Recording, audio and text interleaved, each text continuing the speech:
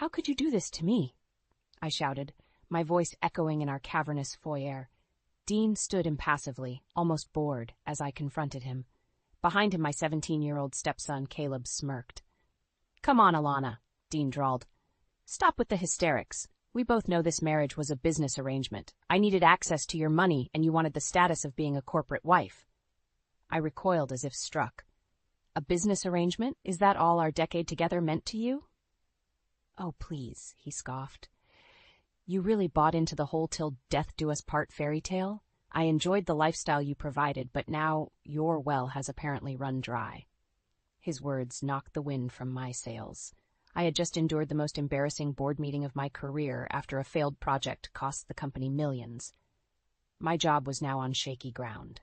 But looking into my husband's cold, greedy eyes, I realized the difficult day at work paled in comparison to the bomb Dean just dropped on our marriage. Caleb, sweetie, talk some sense into your father, I pleaded to my stepson. He just glared and shook his head. Sorry, Alana, but I'm with Dad on this one. We heard from our country club friends that you lost your big inheritance. So if you don't have money anymore, what use do we have for you? The casual cruelty stunned me. It was then that the truth hit me like a splash of frigid water. My carefully curated life had all been a fragile house of cards. One breath of ill financial fortune was apparently enough to blow it all down. Rage and adrenaline stirred my shock into action. If cold hard cash was all that mattered to them, so be it. Get out, I hissed through gritted teeth. Confusion flashed across Dean's face. You can't kick me out of my own house. The hell I can't, I cut him off. This is my name on the mortgage, remember? You wanted access to my good credit for this palace, and since all you care about is money, consider our little business arrangement terminated. I marched over to the front door and held it open. I'll expect you both to be gone by morning. My attorney will deliver the divorce papers next week. Dean's lip curled derisively. You'll regret this, Alana. I stepped forward until we were nose to nose. The only thing I regret is wasting years of my life on a shallow, greedy coward like you. Now get out before I have you removed. For a second, Dean stared at me incredulously. Then, with a final sneer, he brushed past me out the door, Caleb trailing obediently behind. As soon as the door slammed shut, the adrenaline fueling my bravado evaporated. With shaking hands, I slid down the wall until I collapsed in an undignified heap, ragged sobs tearing from my throat. Rock bottom. After years of tirelessly climbing the corporate ladder, here I was, job in jeopardy, marriage in tatters, alone in this echoing mausoleum I used to call home. Used to being the operative phrase, because tomorrow I would start over. Rebuild. As I laid there taking stock of my new circumstances, the tears slowly dried to a hard, glittering determination. Dean and Caleb wanted to play dirty? Game on. If all they valued was net worth and public image, then consider the gauntlet thrown down. I vowed then and there to attain the kind of success they could only dream of. And once I did, I would make them regret the day they betrayed the wrong woman. The best revenge would be rising from the ashes of their callous dismissal like a phoenix. Yes, there would be sweet vindication in proving I didn't need them or their conditional affection.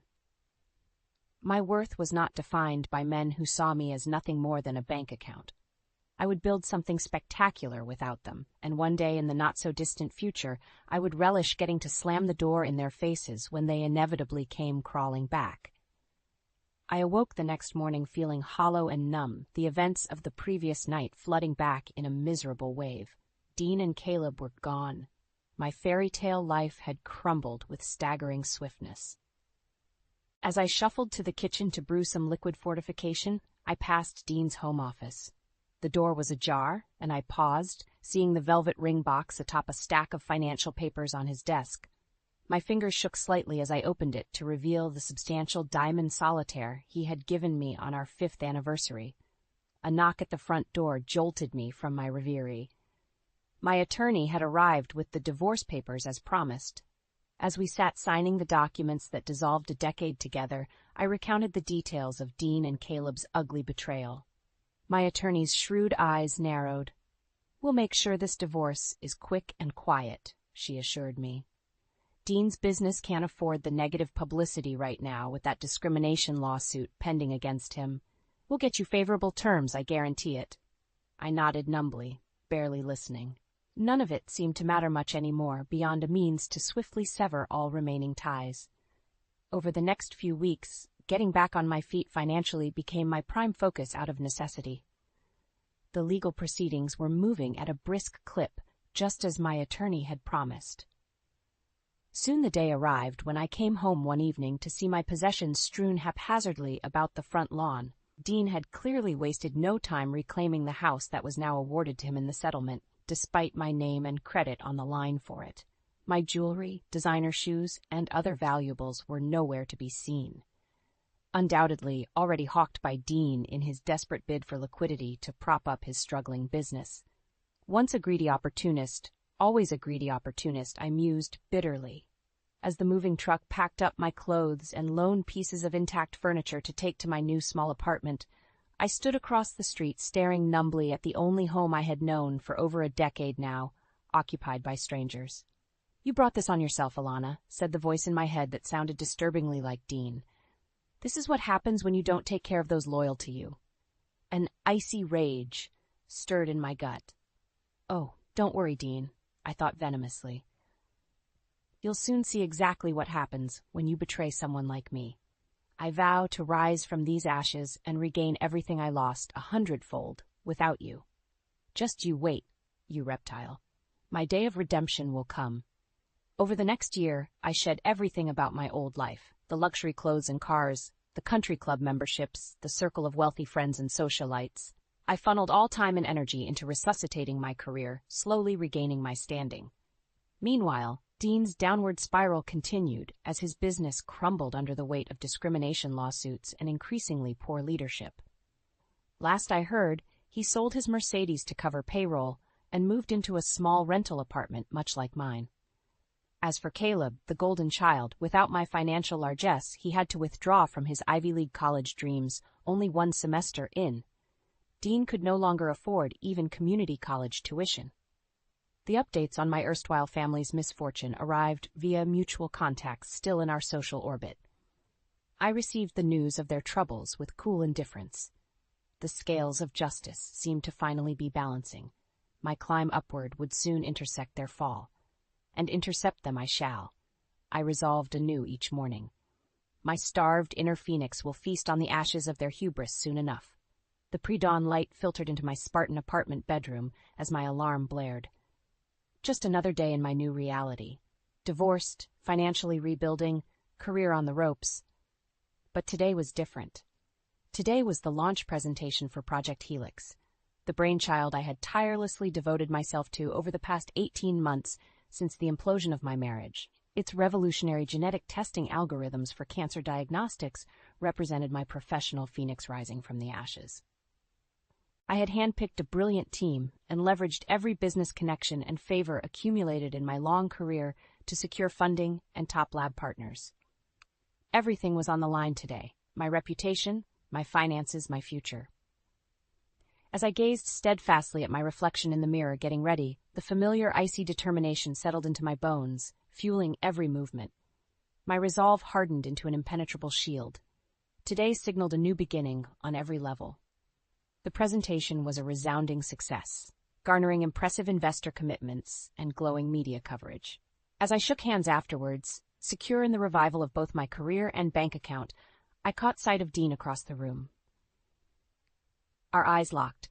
He looked older, paunchier, dressed in an ill-fitting rental suit. An ugly scowl marred Caleb's once handsome face beside him. Dean raised his glass mockingly in my direction before turning away. I smiled to myself as I networked with enthusiastic potential partners, no longer bothering to glance back at the shadows of my past life. Today was sweet vindication, the fruits of my labors on proud display. My ascension was just beginning, and his fading relevance was now an afterthought. Onward and upward. Over the ensuing months, Project Helix rapidly became the cornerstone of a biotech startup funded by blue-chip investors. As CEO, stock options and a 7-figure salary quickly put me back in the black. Meanwhile, Dean was forced by creditors into bankruptcy and had to sell what few remaining assets he still possessed, including my treasured 5-carat anniversary ring, as I discovered. The business discrimination lawsuits had utterly destroyed his professional reputation. No one wanted to hire, fund, or work with someone so toxic. His fall from grace was almost complete. Caleb scraped by doing odd jobs, his Ivy League dreams replaced by the reality of community college dropout. How the mighty had fallen. Their crumbling fortunes were of only passing interest to me at this point. My star was rising to stratospheric new heights as industry accolades and magazine covers continued rolling in. I stayed laser-focused on nurturing this hard-earned success. My technology was gaining global recognition as a game-changer in oncology testing. As billions in potential market capitalization hung ripe for the taking, acquisition offers from all the pharma giants flooded my inbox, but I remained unmoved. My ambitions were far grander than cashing out now, like so many flash-in-the-pan biotech startups. I would build an empire that left no doubt as to my formidable talent and grit, a lasting legacy that no spoiled opportunist could ever wrest from my grip.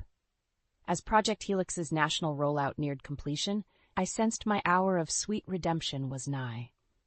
The day of reckoning I had nurtured like a smoldering ember these past miserable years.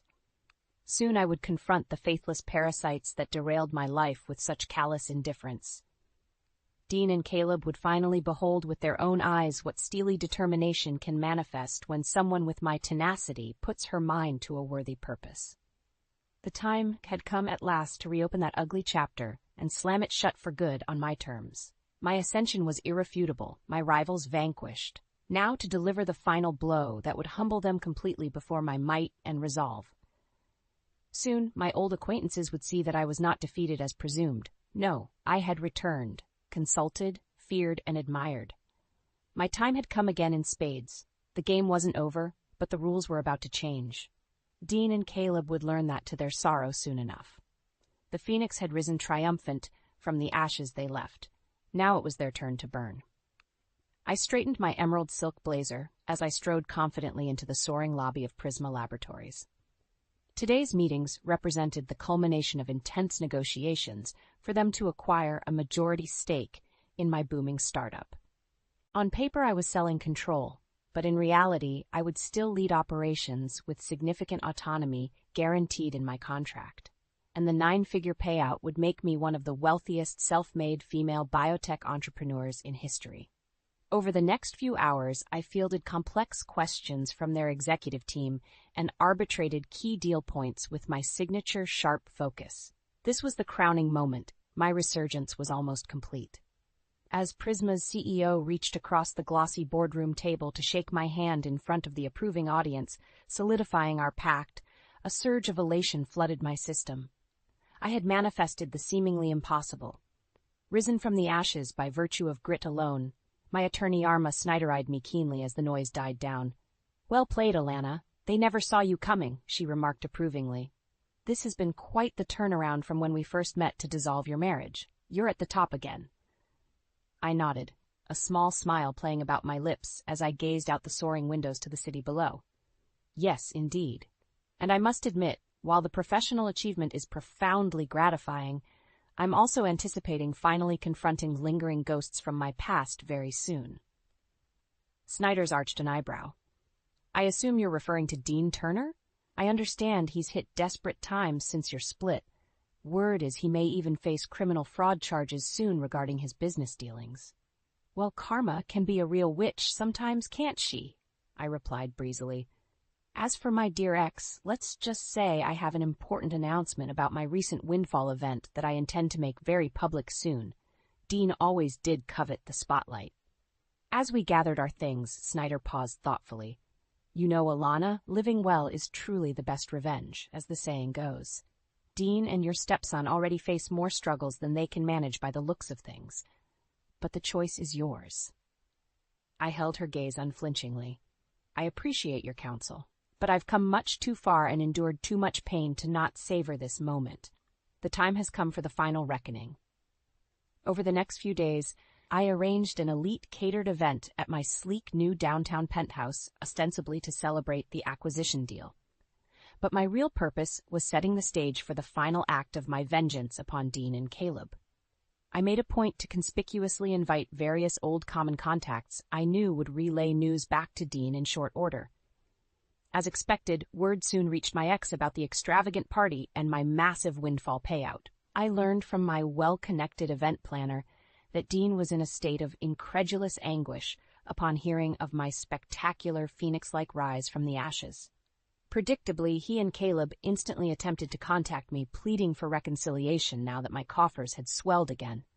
But I simply blocked their increasingly desperate calls and messages without a second glance. My focus remained fixed solely on the upcoming spectacle I had carefully orchestrated for their final humiliation. The evening was perfect. Flexing my newly restored elite social status among powerful biotech nobility was profoundly gratifying. The catering was sublime, the champagne exquisite, the guest list exclusive. My couture silk dress attracted envious stares. Around midnight, Dean appeared uninvited at the door, attempting to charm his way past security. But I simply requested his forcible removal from the premises without bothering to leave my conversation circle. Soon, this whole ugly chapter plaguing me these last few torturous years could finally be laid to rest. My redemption song was nearly complete, needing only one last triumphant note. The time had come for my fortunes to irrevocably eclipse those who wrongly assumed I was finished. Tomorrow night, Dean and Caleb would comprehend the magnitude of their folly at long last. I would relish revealing how I prevailed while they crumbled. Vengeance would at last be mine in full measure. I surveyed the ballroom with pride, the elegant space glowing under crystal chandeliers. Tonight represented the pinnacle, the culminating spectacle during which I would regain control of the narrative that Dean and Caleb tried to write when dismissing me as irrelevant. False narratives have consequences, and tonight, before all the eyes of the elite circle they once traveled in, my adversaries would pay the ultimate price for their vain hubris. From behind the velvet curtain, I glimpsed familiar faces in the growing crowd.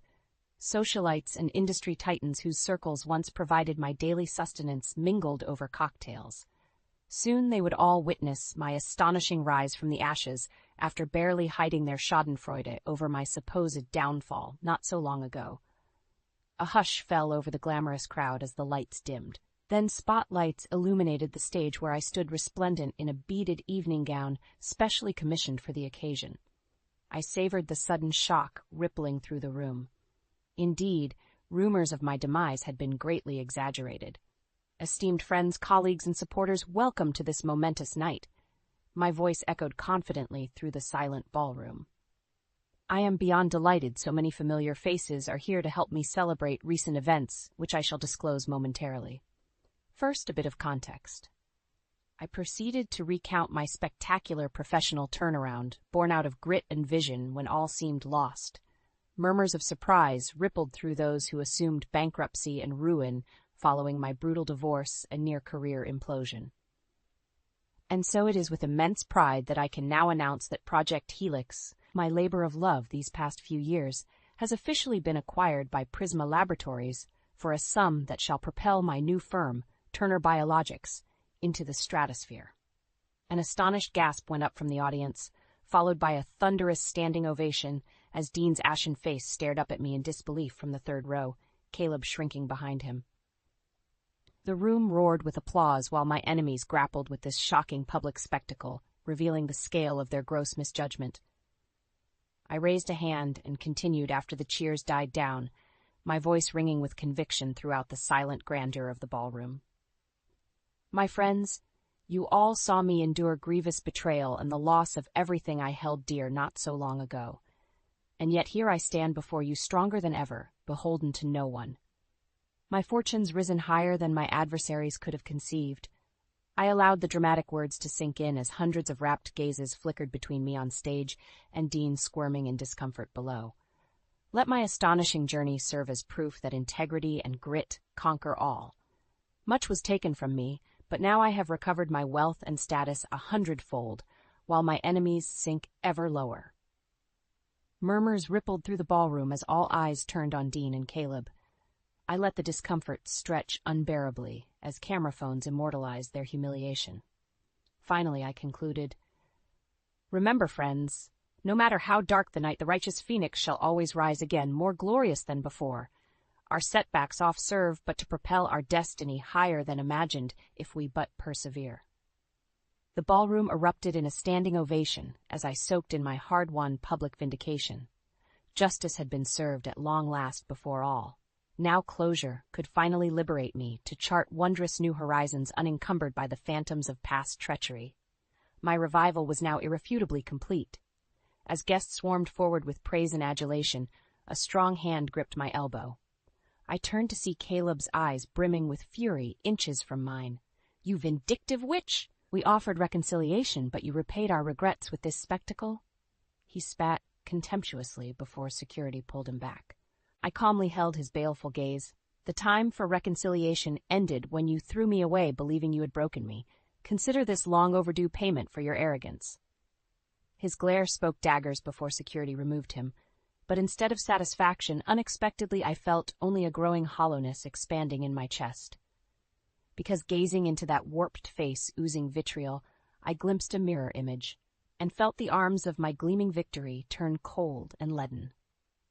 I awoke the morning after my spectacular vindication gala, feeling hungover in more ways than one. While the champagne may have faded, the confrontation with Caleb still echoed unpleasantly in my mind. His rage and contempt was a mirror I could no longer avoid. In seeking to prove myself above their petty manipulations, had I instead lowered myself to their emotional wasteland by stooping to excess vengeance? You reap what you sow, Alana. What crops are now ripening from the seeds of bitterness and spite you've sown these past few years?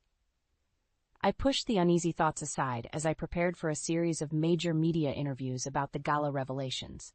Prisma's publicity team would be leveraging the sensational arc of my comeback story as a boost for their newly acquired biotech crown jewel.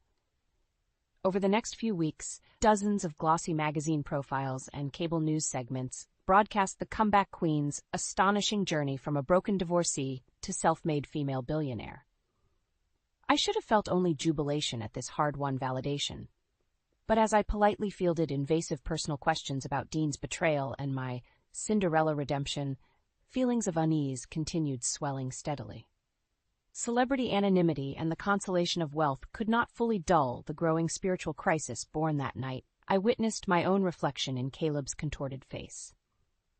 One morning, as I absently surveyed the impressive view from my sleek new corner office, my executive assistant announced an unexpected visitor, my old friend and attorney, Carla Snyder.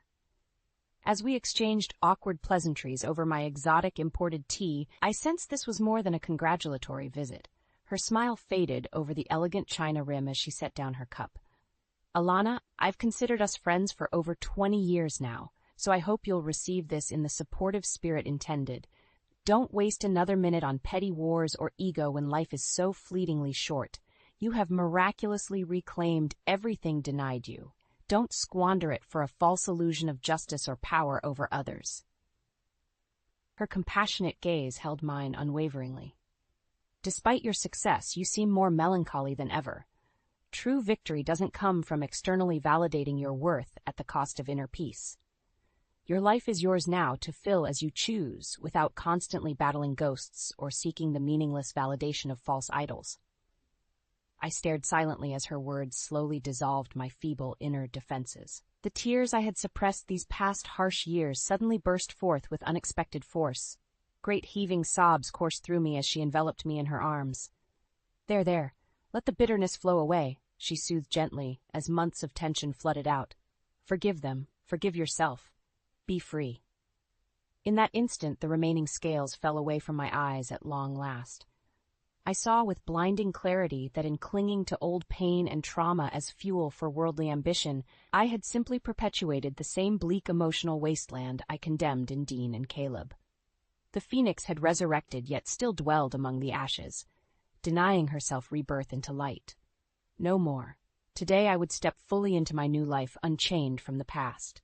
The sweet fruit of my success would be savored without vain clinging to transient validation or memories of adversity suffered. I vowed to let compassion fill my heart henceforth, for those who betrayed me, for myself, and for all souls still dwelling in shadow. My remaining years would be a testament to the resilience of the human spirit when we turn from darkness into light. I took a slow, deep breath as I surveyed the familiar surroundings of my sleek corner office one last time. Today was my final day as CEO after selling the remainder of my shares in Turner Biologics. It was time to embark upon the next chapter of my life on my own terms, unshackled from past scars or vain ambition. The acquisition had made me tremendously wealthy beyond my wildest dreams. More importantly, it gave me the freedom to walk away while still young enough to explore impactful new horizons focused on uplifting others. My assistant entered hesitantly, interrupting my reverie. "Mrs. Turner, your ex-husband Dean is here insisting he be allowed to speak with you urgently." I sighed, shaking my head wistfully. Even now, at the bitter end, he persisted, trying to charm or manipulate his way back into my good graces after recognizing the full extent of his folly. Perhaps after years inhabiting bleak emotional wilderness devoid of genuine human bonds, even someone as warped as Dean felt the occasional flicker of regret. "Escort him in, please," I requested calmly. I had nothing left to prove or fear from the faded, humbled man who entered moments later. His expensive attire barely concealed a gaunt, weary frame much aged from heavy drink and despair. This closing conversation was long overdue for both our sakes. Dean cleared his throat awkwardly. "Alana, I know neither words nor deeds can undo the harm I've caused. But for whatever it may be worth now, I wanted you to know I fully comprehend the magnitude of my reprehensible betrayal after you showed me only love and loyalty." His eyes glistened with rare emotion. "When you needed my support most vulnerable, I utterly failed and reveled callously in your downfall. Please believe me when I say few regrets have ravaged me more painfully than this. You deserved far better." I studied Dean's anguished face quietly as he awaited judgment he knew could never fully absolve the past. Had roles been reversed, would I have found compassion sooner without clinging to bitterness and hubris as fueling false strength? Did we not both lose our way, chasing empty validation once affection died? "Dean," I spoke gently at last, "nothing can alter what choices we made when anger and pride blinded us. But having walked long miles in those shoes myself, I understand how easily we forfeit our humanity, grasping at petty wins." I stepped forward and lifted his chin tenderly so our eyes met fully. True victory lies not in worldly wealth or defeated rivals. No, it springs from cultivating understanding and wisdom to halt the cycle of pain. From there flows the peace and freedom to lift up ourselves and others. This I have learned, thanks to the very bitterness and treachery that I once deemed unforgivable. Dean scrutinized my face wordlessly as long dammed tears streamed down his haggard cheeks. I clasped his hands warmly, wordlessly conveying the forgiveness long overdue between us both. Finally, I stepped back, gazing hopefully towards the door where Caleb lingered uncertainly. "My obligations here have ended. A new chapter begins for us all. Choose wisely where you walk hereon, friends, not just for your own sakes, but for those who need your light." With an encouraging smile, I turned away, then without hesitation or backward glance. The limousine waiting below whisked me towards tropical azure waters, and the blank canvas awaiting my vision for a new future, centered not on vainglory but service. For this precious chance to paint life anew, I owed immeasurable debts to protagonists of adversity now fading into memory. The phoenix had risen irreversibly from sullen embers. Shedding that tattered past with forgiveness, my resurrected wings now bore me gladly aloft towards horizons bright with purpose. Today was the first dawn where victory's glowing warmth finally filled me true from within, and I reveled joyfully in skies no longer darkened by lingering ghosts.